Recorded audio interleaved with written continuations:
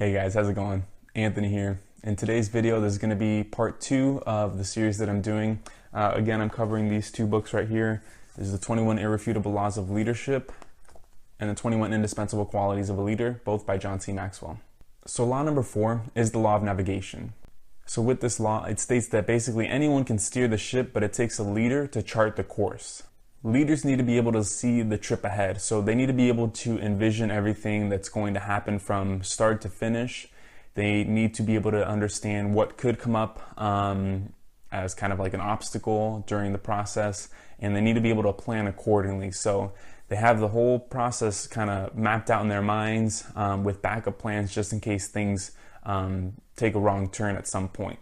Leaders also draw on past experiences. It's always great to reflect and kind of see what went wrong so that you can learn from that so that you don't make the same mistake twice when you move forward. Leaders also make sure they get advice from mentors. So having a mentor is great.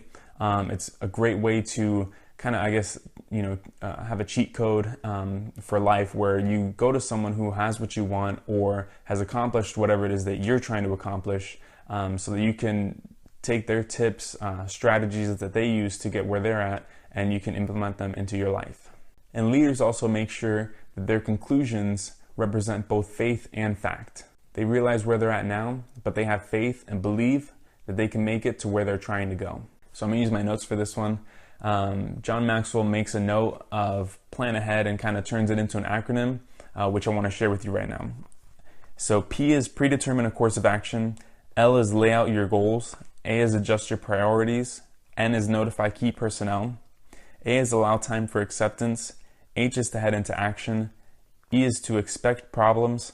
A is always point to the successes. And D is daily review your plan. I think this is a great way to stay on track towards your goals so that you kind of don't take any left turns or right turns, that you stay focused until you make it to your destination.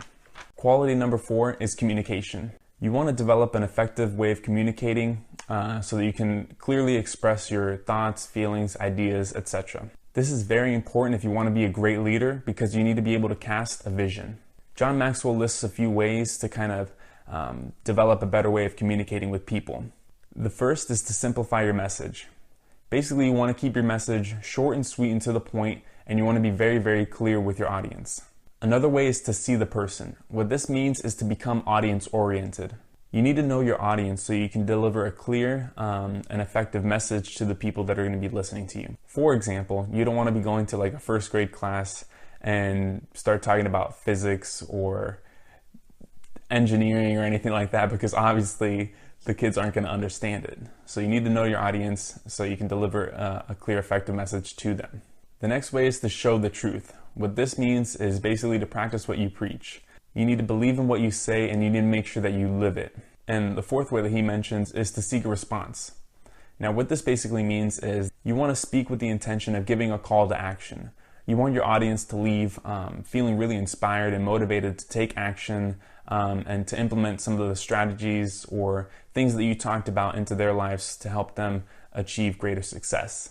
Law number 5 is the law of addition.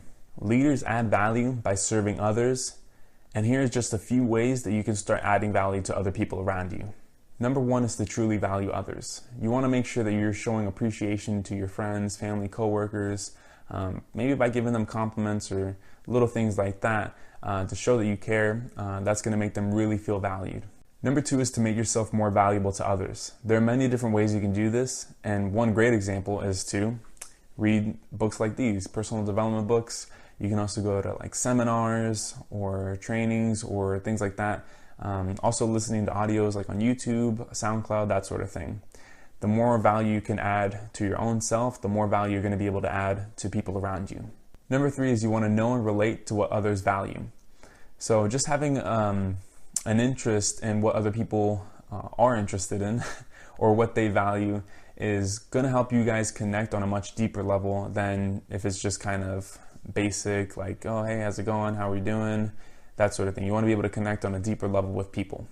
Number 4 is kind of optional depending on what your beliefs are. Number 4 is to do what God values. Now, you may not have the same beliefs, and that's okay. But me, personally, I'm going to do what God values, and I'm going to obey His commandments. And by doing so, I know that that's going to help me motivate and inspire some of the people around me, whether it is to lead a more Christ-like life, I guess, or just to become a better person overall. Quality number 5 is competence. John Maxwell lists several ways to be more competent. Number 1 is to show up every day. You want to wake up and just go after it, whether it's work, doing chores, whatever it is, you want to give it 100% day in and day out, no matter what. Number 2 is to keep improving. You want to be constantly learning, growing, and improving. And you always want to know why. You want to know your why because that's going to help you whenever you face a challenge or an obstacle in work or in life in general. Knowing your why is going to be able to just keep you motivated to keep pushing through all the pain and all the difficulty and struggles that you may be facing. Number 3 is to follow through with excellence. You want to make sure that you perform at a high level of excellence in everything that you do, whether it's taking out the trash, cleaning your room, making your bed, working on a project. In everything that you do, you always want to give it 100% and perform at your absolute best. Number 4 is to accomplish more than expected. Highly competent people always go above and beyond. So whenever you have the opportunity to, I'd highly suggest to make it a habit of going the extra mile and just putting in that little bit of extra effort. Number 5 is to inspire others. You not only want to be performing at your absolute 100% best, but you want to inspire and motivate others around you to do the same. Now just imagine if you're leading a group project, whether it's at work or at school, and you have like 5 or 6 people that you're working with. Imagine that you're not only giving it your best, but everyone else around you is giving it 110% effort. Just imagine all the things that you could accomplish together when you're all working at such a high level like that. Law number 6 is the law of solid ground. So with this law, it states that trust is the foundation of leadership. The best way to build trust with people is to consistently exemplify competence, connection, and character. Character makes trust possible, and trust makes leadership possible. Also, having good character communicates consistency, potential, and respect. Now, it's very important that you have this law in place where you do not break trust with friends, family, coworkers, anyone really. You always want to make sure that you are honest and that you don't do anything that could harm your reputation. Now, you want to make sure that you do not violate this law at all. You don't want to ever sacrifice your integrity or your character by making a bad decision, because that bad decision could cost you so much. You know, everything that you worked for, building up your reputation, making one bad decision could ruin that altogether, and you know, you could probably never, depending on the situation, get back to where you were previously. So you want to do your best to not violate this law. Quality number 6 is courage. Courage starts as an inward battle. When you have the courage to take on whatever it is that you're facing inside, you can develop that courage and apply it to your life so that you can take anything that life throws at you. Courage is making things right, not just smoothing them over.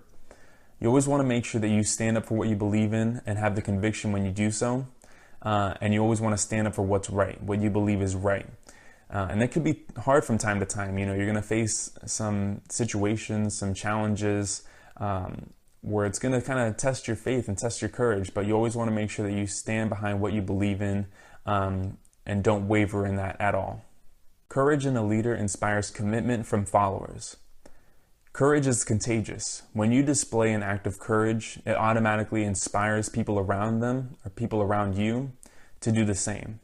So don't be afraid and make sure that you stand up for what's right and for what you believe in. And lastly, your life expands in proportion to your courage. Fear limits a leader, but courage opens doors, and those doors could lead to new opportunities that could potentially change your life.